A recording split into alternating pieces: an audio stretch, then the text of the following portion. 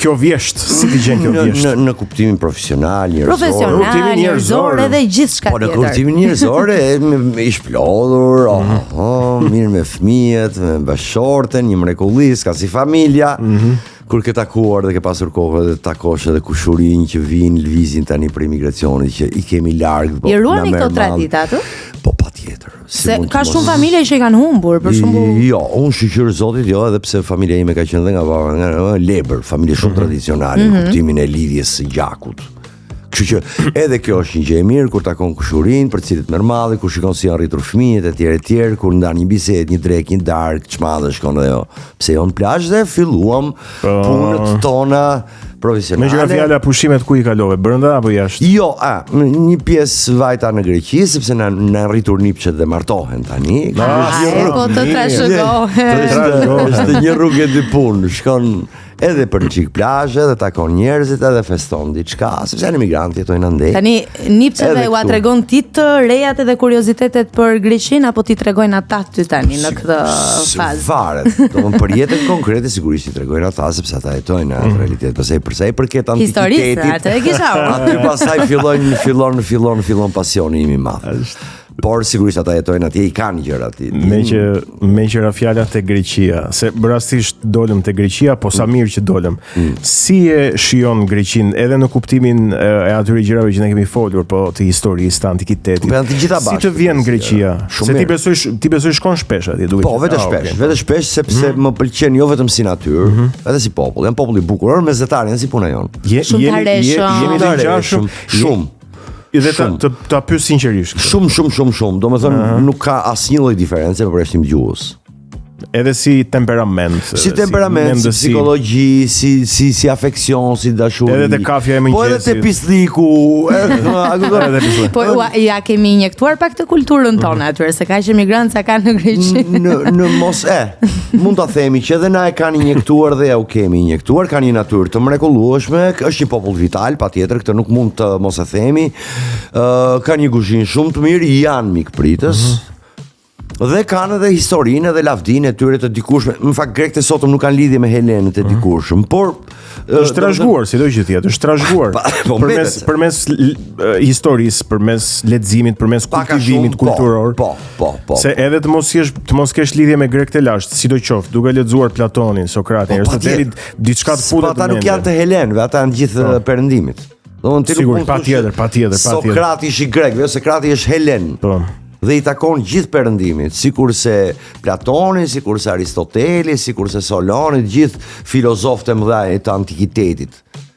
Nuk është se i takojnë Greqisë. Sigurisht. Ata kanë qenë aty në atë kohë se jetonin si vend banime, por nuk është janë mendje që i përkasin gjithë filozofisë perëndimore të gjithë Europës. Qartë. Dhe janë pa diskutim gjigant. Kanë mbetur në shekuj dhe gjithë filozofët e fundit, deri dhe te Nietzsche, i madhi Nietzsche, tek ata bazohet. Domethënë, përpunimi mendimeve të tyre të atyre janë, komplet në arte, në shkenca, në politikë, në drejtën e shëndetit të gjitha. Është sjella pak më aktuale për kohën. Po, si punë e update-imit. Unë kam një fusin filozofitë e tyre, dhe ata dhe Nietzsche. Kam një pyetje. Po. Tani pyetje kam se të përgjigjet i kanë Eritani, si kam unë. Me që jemi këtu te historia, me qenë se grekët e sotëm thua ti nuk janë ata që kanë qenë helenë të dikurshëm nga pikpamja gjenetike apo historike. Dhe gjuha nuk është. Greqishtja sot s'ka të bëjë me helenishtën, fare. Qartë. Po ne shqiptarët jemi i lirët e dikurshëm? Unë mendoj se po. Pse? Nuk e them këtë për patriotizmin, se ka ca që thon nacionalistë, para njëri idiotër ta dini fare mirë që fjala nacionalist është fjalë nderi. Po. Sepse vjen nga fjala nacione. Komp. Dhe po ta shqipërosh do të thotë kombëtarist. Kombëtarist. S'ka asgjë të keq që ti je kombëtarist, përkundrazi. Pra ne hiqini këto termat. Prandaj ne timi faleminderit që e përdorin në Eritan. Po, se i përdorin pa e ditur çfarë kuptimi ka. Them se po, e di pse, sepse po të marrësh gjuhën dhe profesioni im është i mbështetur fort me gjuhën. Po të marrësh gjuhën bazike shqiptare, shqipe, të pa infektuar nga huazimet, latinizmat, turqizmat etj.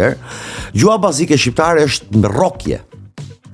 quhet gjuhë anamatopeike në kuptimin studimor dhe janë fjalë të bëra nga 2 dhe nga 3 gërma. Bap, nën, çun, goc, det, pyll, yll, pem, lum, thik, du. Do të thonë gjermanët kanë një fjalë ishlibedish, që është një fjalë e mirëfillt, po e të dua, e përpunuar. Ne kemi du, si majmuni, pra është gjuhë shumë primitive, shumë e bukur. Ne themi lum. Si bën uji kur gurgullon në përrua? Lum. Si bën thika kur pret? Italianët kanë coltello, për shembull. Pra bazohet tek këto tingujt e natyrës. Pra, sepse njeriu kur ka filluar të zhvillohet, nuk ka formuar fjalë, fillimisht ka formuar tinguj, rrokje.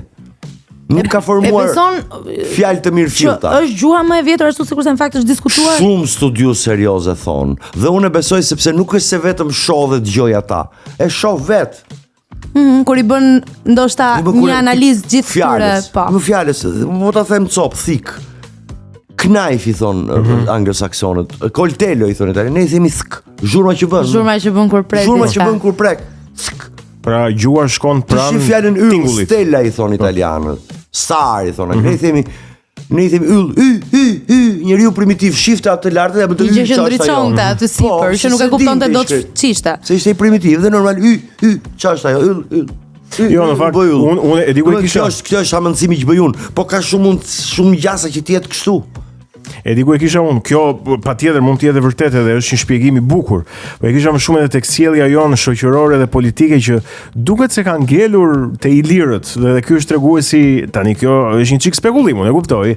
Është treguesi më autentik i faktit që ne vijojmë të jemi ilirë. Pra sa mirë se vërtetohet që jemi pasardhës së tyre, po sa keq nga ana tjetër se do duhet ishim përmirësuar pak.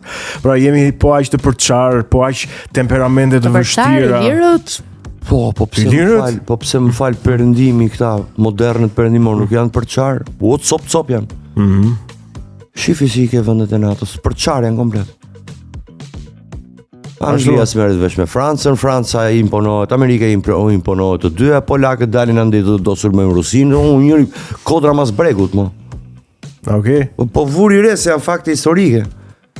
Nuk po i shpik njeri tani. Është e përçarë NATO-ja tani ose s'e përçarë askush. E përçarësh. Ky është fakt historik. E përçarësh, po.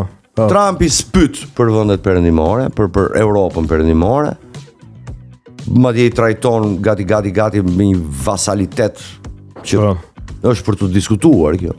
Sepse në fund fare Franca, Anglia etj janë kultura të vjetra, kultura shumë të mëdha. Ti nuk mund të lush arrogantë se fuqi e madhe. S'ke të drejta bësh, se në fund fare një bastard i Europës je Shtetet Bashkuara. Edhe flamurin e kanë si flamuri i Marinës Britanike. I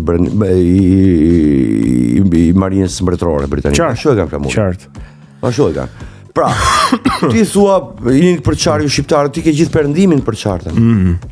Është fakt. Nuk merren vesh dy vende njëra me tjetrën. Njëri goshës tjetri patkojit. Ne kemi aleat, sigurisht ne jemi perëndimor. Absolutisht, unë jam krenar që jam perëndimor, nuk jam lindor. Jo se kam në gjë me lindjen, se ata janë kulturat bukura, janë popull bukur, janë. Por unë jam perëndimor, jam krenar që jam perëndimor. Po kshu e ke perëndimin ti, më fal po. Po funksionon. Ashtu është. Europën e ka krizë politike. Ajo që thot Sergej Lavrovi, perëndimi kolektiv thot. Perëndimi kolektiv thot. Po që s'është kolektiv në fakt. Në fakt, ai përmend, them unë tani, se unë jam as nuk jam në kokën e Lavrovit. Po ai përmend si kjo vatha juaj. Po, qartë. Ju aty bashkë. Ju aty bashkë. Aty të gjithë garumbull me njëri tjetrin. Aty bashkë, po s'ka bërë asnjëherë gaf Lavrovit i thot Bidenit kriminal lufte. Që mos harro se Bideni në 8 vite nën presidencë janë bombarduar 7 vende nga presidenca e Obamës. Dhe kanë humbur vetëm 1 milion pafajshëm në ato vende që janë bombarduar nga SBA-ja. S'ka thënë Lavrovi për Obamën ose për Trumpin kriminal lufte. Kurse Bideni që binde nga shkallti thoshte Putinit kriminal lufte.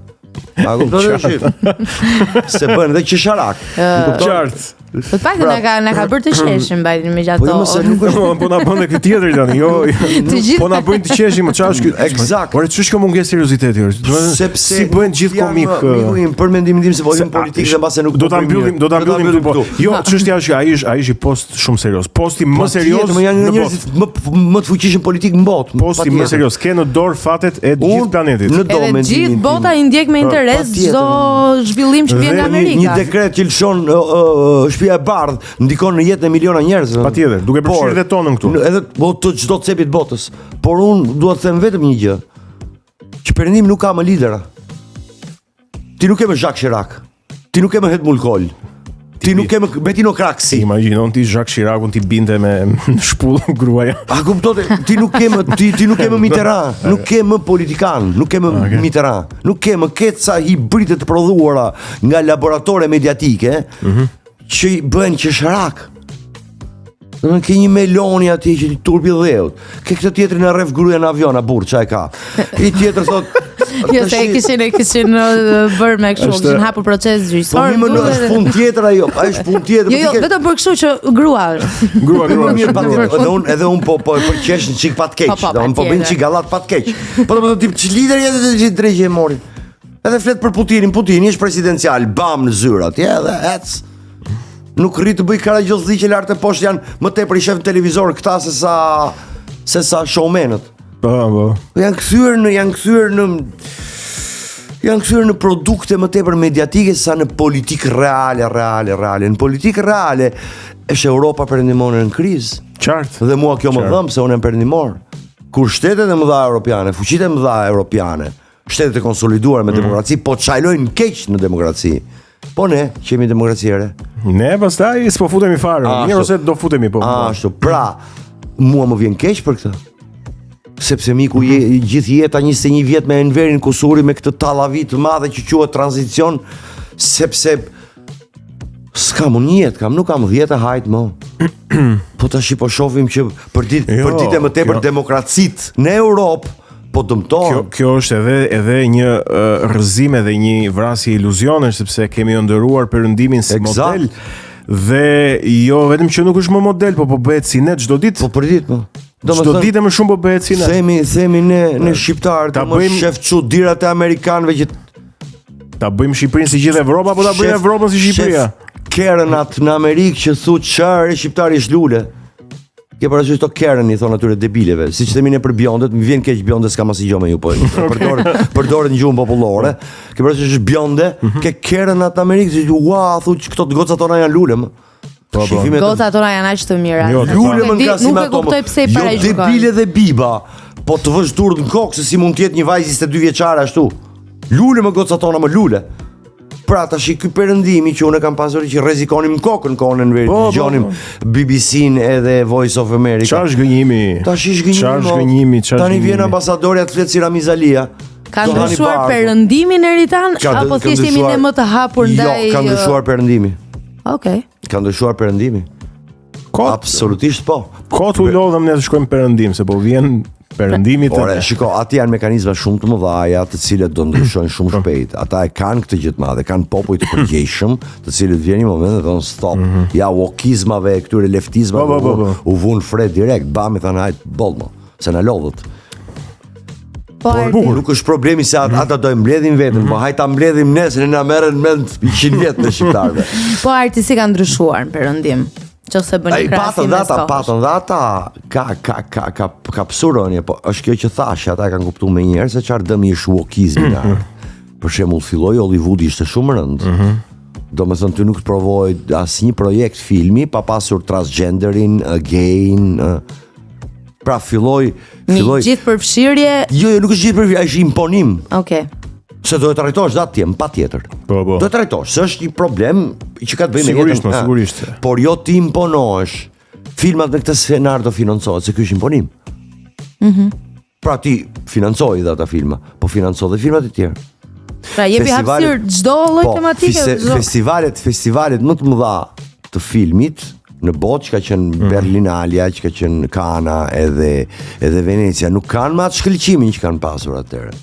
Sepse tani çmimet ndahen bën politik, domethënë në kuptim si funksionon skema, thash. Skema tani shiko si funksionon. 1, 2, 3 kush vjen e para? Dyta e treta, po. Dihet që tani problemi i madh në Europë është emigracioni. Po.